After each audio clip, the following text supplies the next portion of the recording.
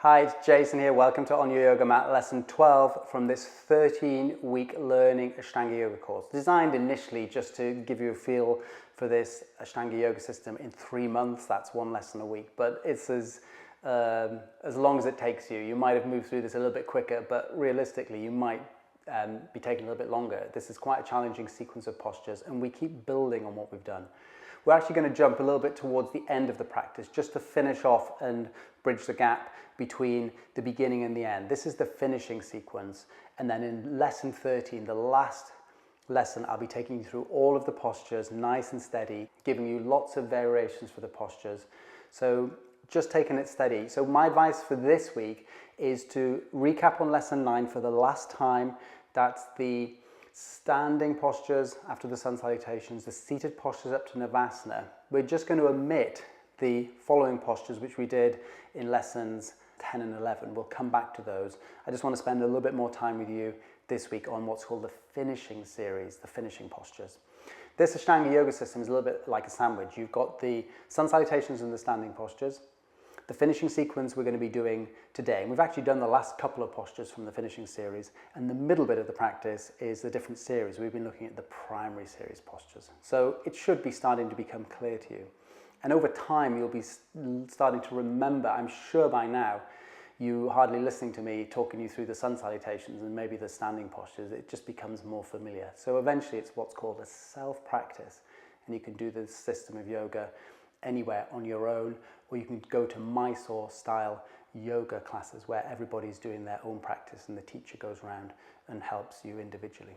So that's a nice way of practicing this yoga. It's a little bit different. It's nice to go out to a class from time to time. It's nice to mix it up. So whatever feels appropriate, but if you haven't already done so, just do lesson 9 for the last time, getting you through nice and warmed up, and then I'm going to cut you to the end. We're going to look today at the finishing postures, give you some nice options, and then when you're ready, last lesson, lesson 13, we have a go at doing the whole thing.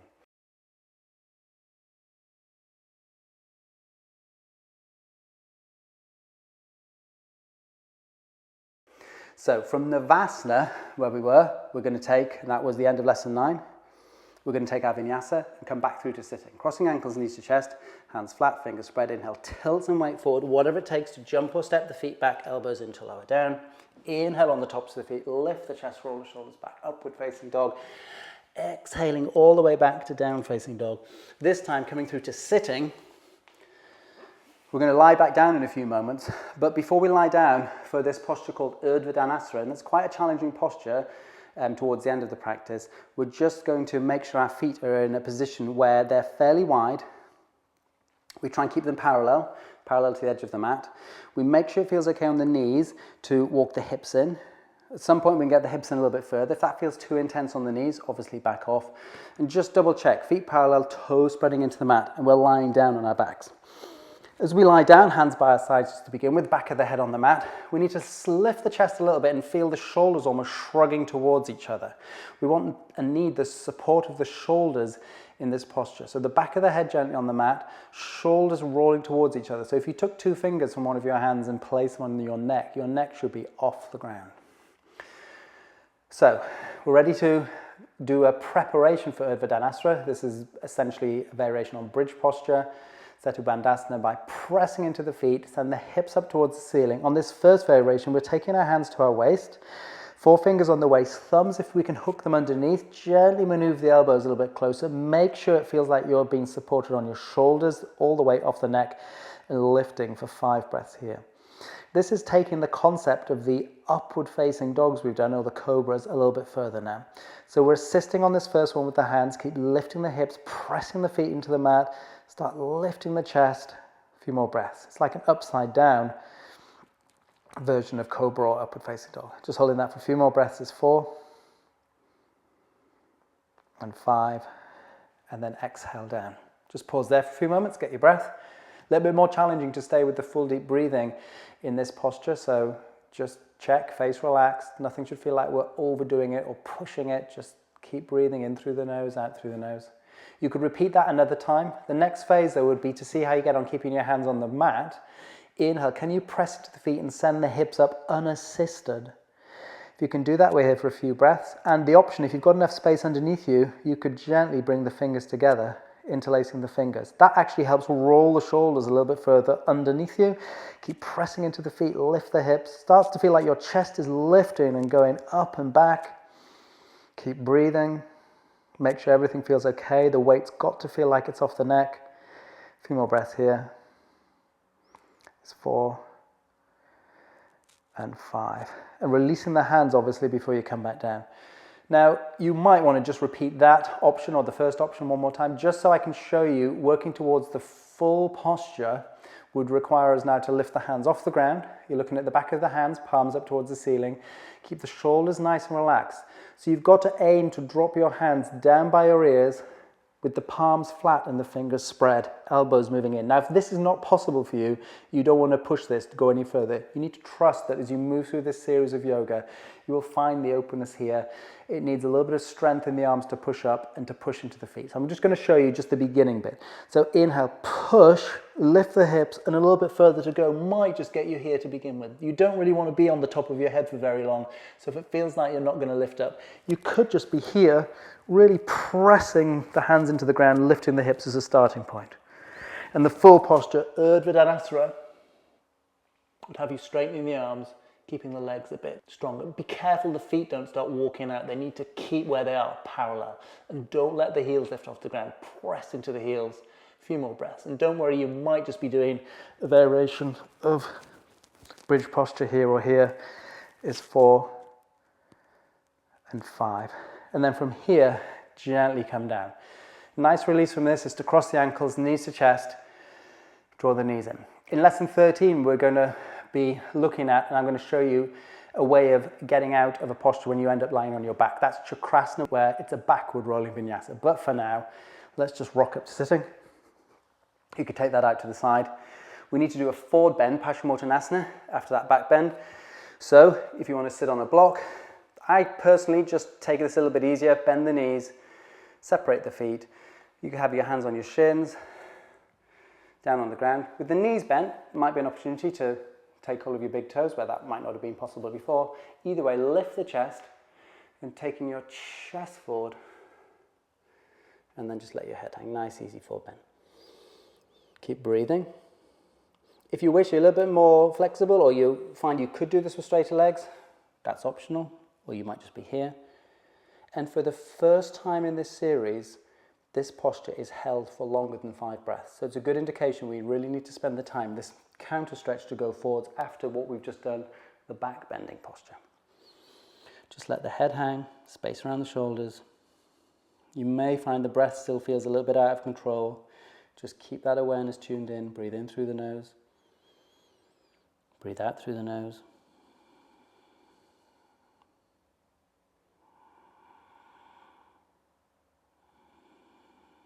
If it feels a bit too much on the hamstrings, just come up a little bit. Just try and find that nice, equanimous, even breath.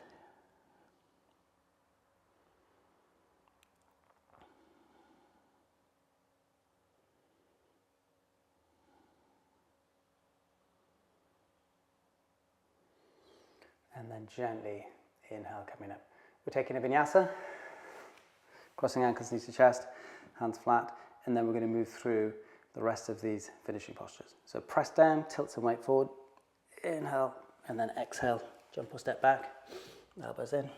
Inhale, this upward facing dog after Urdhva Danasana and those variations might feel a little bit more open now. Roll the shoulders back, lift the chest, exhale, downward facing dog.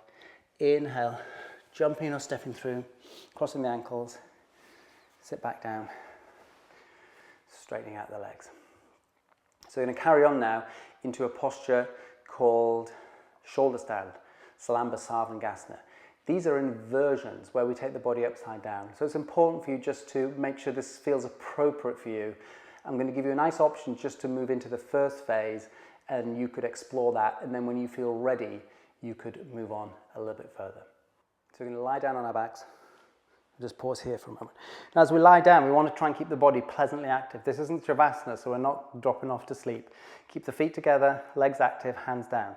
First phase for this is to bend the knees and lift the legs up and just get to here and see if we can hold this for a few breaths. If you struggle to hold this with the toes pointing gently up and the legs almost rolling in and the hands down by the side for a few breaths, then you probably don't want to go too much further. Remember, this is shoulder stand. It's really important that the weight stays firmly on the shoulders as we start to take the feet back behind us. Now, we could just get to this phase where we're supporting the back with the fingers up and we just get to here.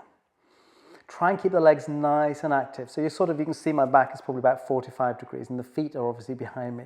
Over time, keep the fingers lifting up towards the ceiling. We can start to straighten out a little bit more. We might not be straight yet, that's fine. Keep the legs active and the toes pointing, and double check that the weight is on the shoulders. This is shoulder stand, not trying to balance on the top of our neck. It's really important that the top of the neck is off the mat and you don't feel any discomfort. Now you might want to just come down from here, but I'm just going to talk you through the next couple of movements. The next two postures from this shoulder stand sequence are halasana. Now as you take your feet back behind you, the idea is to keep the legs straight and the toes are going down towards the mat behind you. If that's too much, then you could have your feet maybe on a chair behind you like this, or you can see that in one of the pictures there.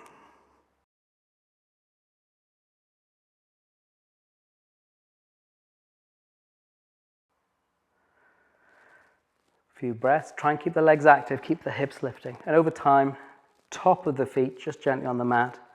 And at this point, if it feels okay to let go of your back, you can take your hands flat down here with the view of interlacing the fingers and bringing the hands together to roll the shoulders further up, keep lifting the hips, feet down here. Don't worry if you're not doing this, just so you can see this. And if your knees are slightly bent or you're a little way apart, that's fine. But the next posture, that was halasana. The next posture from halasana is padasana, where we try and bend the knees close to the ears, draw the knees in, the feet are close, and again we could still have the fingers interlaced. If this feels a bit too much, you might just be here, or again you might just be working with your legs on a chair, or you might just be exploring just getting this movement going. And at any point we can gently just start rolling down onto the lower back. Nice to be here, and then rolling gently down all the way. So I'll just give you a view of the first three postures of that shoulder stand sequence. Now again, we end up lying on our backs. It's possible to take chakrasana. I'll show you that next week, this backward rolling vinyasa. But for now, we're just going to move into matsyasana, fish posture, which is a nice release. We realize when you've had your chin tucked in like this in the shoulder stand sequence, we need to find some openness. We can cross the ankles gently, just let the knees drift out. If that's too much, just keep the legs straight. Ultimately, this posture could be done in lotus or half lotus, whatever feels okay, but press into the forearms, lift the chest, and gently, gently try and take your head back. So we're taking the chin away from the top of the chest, and we're just going to hold here. If it feels okay, just to let gravity sink you down a bit, you could be here. Keep breathing, just looking back behind you. A few more breaths. This is matsyasana, fish posture.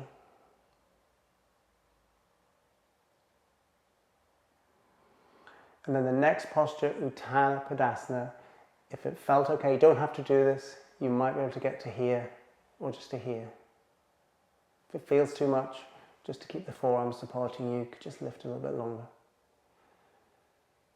In the full posture, working a little bit further to here.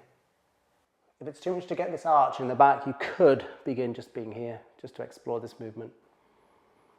And then exhale. So releasing, crossing ankles, knees to chest, little roll around, moving from side to side, backwards and forwards. Just rocking up to sitting. Just getting our bearings there.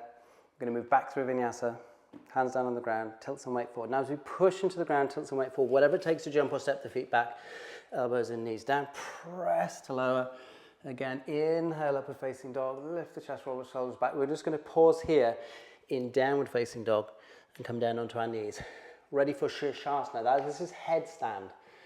Now again, I'm going to mainly be showing you this, and then you can start to work at this over time. But you don't actually have to lift up into headstand to begin with. What you want to try and do is just get the support. This comes from this triangular base where we hold our elbows, just get the fingers around the elbows. Keep the elbows where they are, pivot.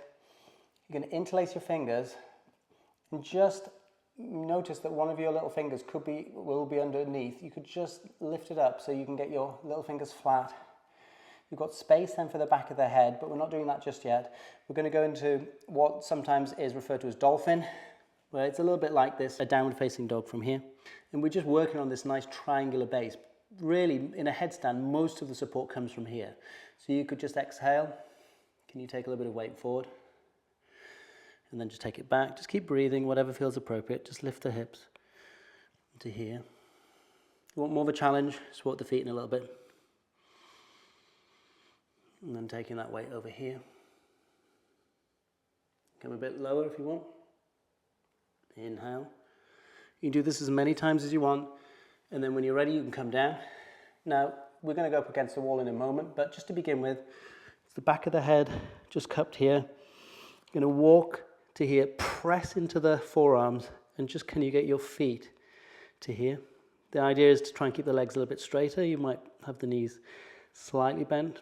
Make sure you feel no discomfort in the neck. You could start by taking one leg up. Just be here for a few breaths. Down. And the other leg. Just holding that. Any point, you're just going to back off. You come into child's pose. Just breathe here. If you want to have a go at doing this up against a wall, just for support, don't want you to use the wall and think then you can just launch yourself up against it. It's important to get up close, just be in the same position. Obviously, you can be using your mat at this point.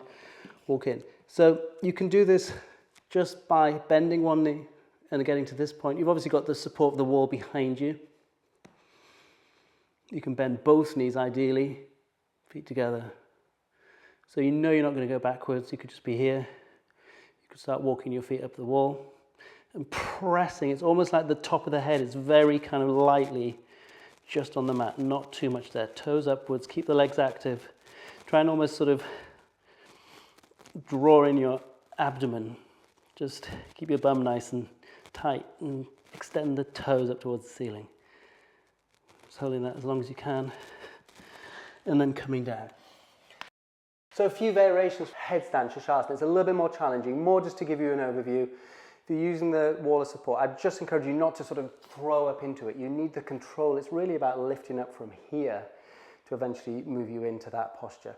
So whatever feels appropriate, you can come back to this, and then when you're ready, you can try it as many times as you want, just take it steady. Child's pose then is the classic way out. To bend the knees, feet behind, hands in front, forehead down, relax the shoulders. We're just going to be here for a few breaths. Nice chance just to let go, space around the shoulders. Just find that nice steady breath. So at the end of this yoga series, these inversions are a great way of just taking the body upside down, moving us through this nice range of movements, just to give the internal organs a little bit of a chance just to kind of readjust and maneuver around, a little bit of a massage. You see animals often just lying on their backs upside down, sort of inherently knowing this is kind of a nice therapeutic thing to do from time to time. But obviously a little bit more challenging. You've got to be balancing. It's, again, just taking your time. And these last few postures of this Ashtanga series, obviously done at the end of this practice, you're really warmed up for this point, but taking it nice and steady. And after child's pose, we have the hands in front, we jump or step the feet back, elbows into lower down. Inhale on the tops of the feet, lift the chest, roll the shoulders back. Exhale, all the way back down, facing dog. Inhale, jumping or stepping through. Straight legs out in front, ready for the last three postures right at this point. So it's all linking up like a jigsaw puzzle. This is where we're at to now. It's Baddha Padmasana. We talked about this the last few lessons. This is bound lotus, but cross legs, sitting on a block even, is a nice way in. Half lotus you could explore. You could start with this right foot first. You might just be going this far.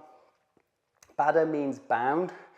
So you're taking your hands back behind you. If you had your elbows in the last few weeks and you could lift the chest and go forward, that's fine. But if you could go a little bit further, you're sliding the back of the hands around onto the waist with a view at some point to reaching your feet. Now that's a fair stretch, and you've got to have your feet in lotus at this point. So wherever you are, just as if you're going for the feet, inhale, lift the chest, folding down. Be careful it doesn't feel like you're rolling off the sit bones. You need to feel like you're grounded. So better just to be here.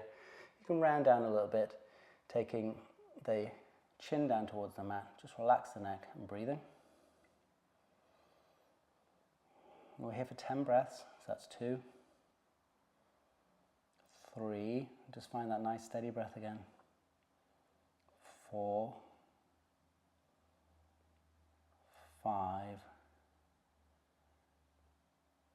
6, 7. Just double check it feels okay in the knees and the legs. If you need to readjust or back off, you can. 8, 9, 10. These last few postures done for 10 breaths each. So if you're exploring half lotus, that's obviously got to feel okay here.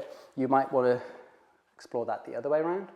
Typically in Ashtanga yoga, it's right foot first. But if you're doing half, it's worth exploring this, making sure the knee feels okay. And we can explore this for our next seated posture, Padmasana. That eventually means both legs folded over in lotus, back of the hands on the knees, thumb and index finger touch. Sit up nice and tall. So imagine your profile from the side is straight back, gazing down, chin tucked in. That's 1. Now really try and find your Ujjayi, full deep breathing here.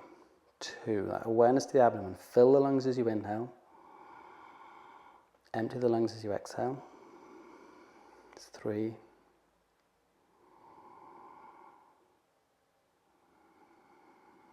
4.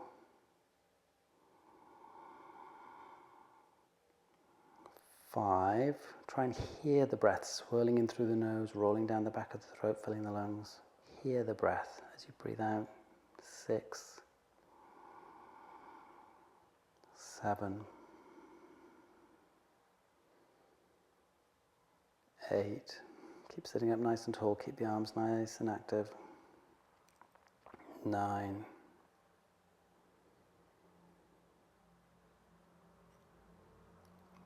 10. Good.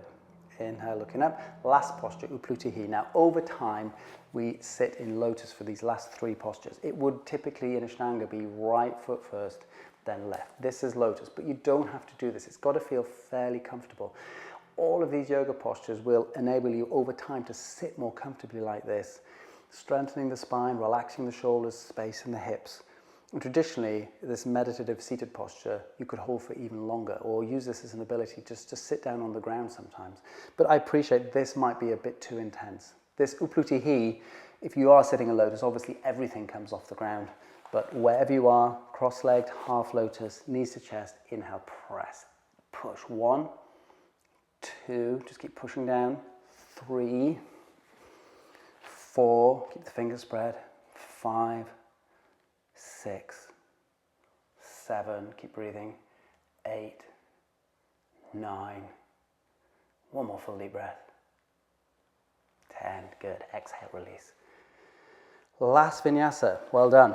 Crossing ankles, knees to chest, hands flat, tilt and wait forward, push, jump or step the feet back, elbows in, keep breathing, inhale on the tops of the feet, lift the chest, roll the shoulders back, exhale, downward facing dog, inhale, coming through, crossing the ankles, sit down, Shavasana, ready for Shavasana now, take the feet nice and wide, lying down, arms nice and wide, hands up towards the ceiling, palms, fingers spread, back of the hands off the mat on the ground, shoulders relaxed, face relaxed, closing the eyes. And again, here in this Shavasana, I'm going to leave you. You've listened to me speaking quite a lot the last few weeks. Just find the place where you can completely relax, completely let go. All I would encourage you to do is to stay in that place in your heads where you're quiet, simply aware of the breath as you inhale. Exhale. Match the stillness of this posture, which is just as important as all the other postures, with that quality of mind that is still and quiet. Eyes gently closed. Relax all the muscles in the body. Breathe whatever feels appropriate for you. Let go.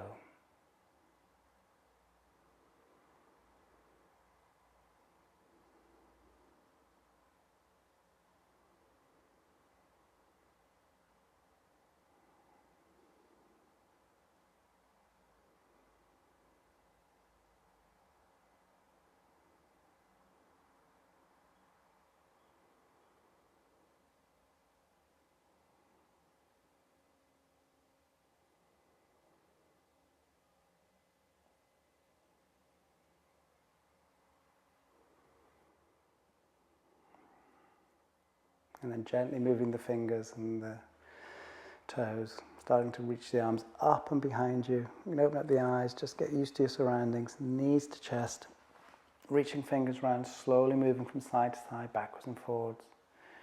Over to the right we roll, staying in this nice curled up position, pausing there to find yourself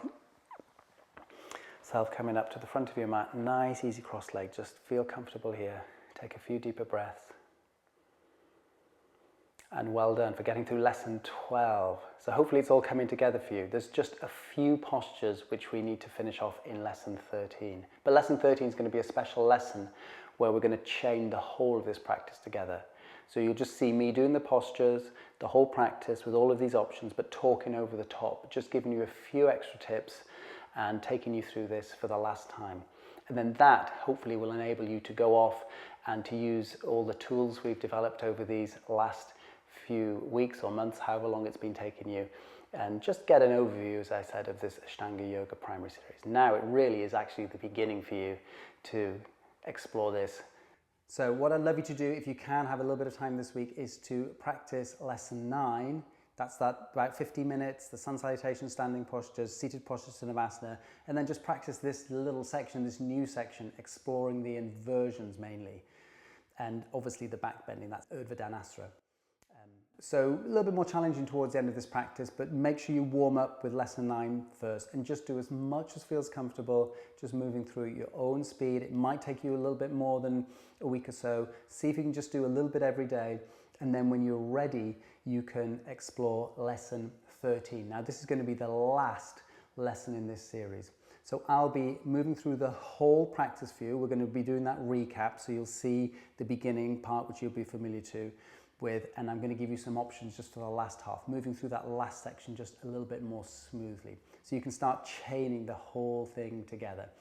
And after that, there's lessons out on my website on youryogamat.com, a primary series. You can see the whole thing moving through, but that will be a little bit more advanced, but sometimes just to explore that. So over time, you're starting to remember this series, this amazing traditional life-changing yoga practice that will become what's called a self-practice. You can remember these postures. I'm sure already you're doing so as you keep going back over them. So do a little bit of practice every day, spend a little bit of time on your yoga mat, keep moving through lesson 12, and I will see you next time when you're ready. Out on YouTube, it might already have been released, is lesson 13, the last lesson in this Learn Ashtanga Yoga course. And over 3 months, that's one lesson every week, but depends where you are, just take your time, work through it at your own speed. This essentially, even though these postures are more challenging, is a breathing exercise. It's about maintaining this connection with the breath. And it sets you up for life just in the outside world. Those challenges we face when something doesn't go quite as we expect, this yoga practice can prepare us. If we can breathe in some of these challenging physical postures and find that steady breath, then hopefully we can take some of that with us out and about in everyday life, so we can stay a little bit calmer and a little bit more present when life invariably throws up some of the challenges it often does. So hope you enjoyed this lesson, hope you're enjoying practicing yoga. Spend a little bit of time this week on youryogamat.com. PDF for this lesson is out there. It's just click on the link below or go back to the website. You can see all of the PDFs, a few extra tips and advice for some of the postures we've done in this lesson, lesson 12. See you next time. Have a great rest of the day, rest of your week, wherever you are, and I'll see you next time. Bye-bye.